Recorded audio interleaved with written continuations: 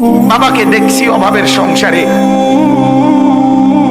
27 দিন তারাবির নামাজ যেদিন শেষ হয়েছে তারপর দিন একটা পাঞ্জাবির কাপড় কিনে দিছে আমারে। ঈদের দিনও সকালবেলা, আমি ঈদের দিন আজ ঈদ ফজরের নামাজ পড়ে আমি টেইলারের দোকানে দাঁড়ায় ছিলাম।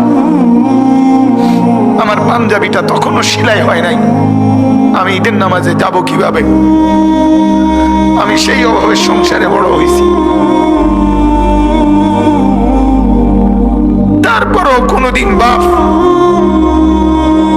অবৈধ রোজগারের পিছনে যায় নাই। এক মসজিদের ইমামতি করছে 43 বছর। আব্বা এক মসজিদে নামাজ পড়াইছে, এক মসজিদ।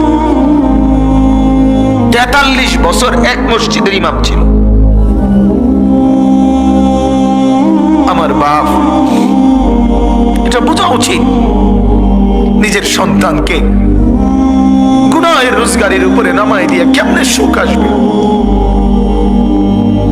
নিজের ঘরে হারামের সুদের টাকা, ঘুষের টাকা, চুরি টাকা, ডাকাতির টাকা, ওজনে কম দিয়ে ঠকবাজি করে, প্রতারণা করে, মিথ্যা বলে, ধোঁকাবাজি করে, নেশার সামানা বিক্রি করে, মদের উপকরণ বিক্রি করে, জুয়ার সামগ্রী বিক্রি করে, মানুষকে ঠকাইয়া প্রতারণা করে, মিথ্যা বলে যে টাকা আপনি ঘরে আনলেন, আপনি অনেক মানুষকে কষ্ট দিয়ে আপনার ঘরে সুখ আসবে কেমনে বলেন? আল্লাহ আমাদেরকে বুঝার তৌফিক দান করুন।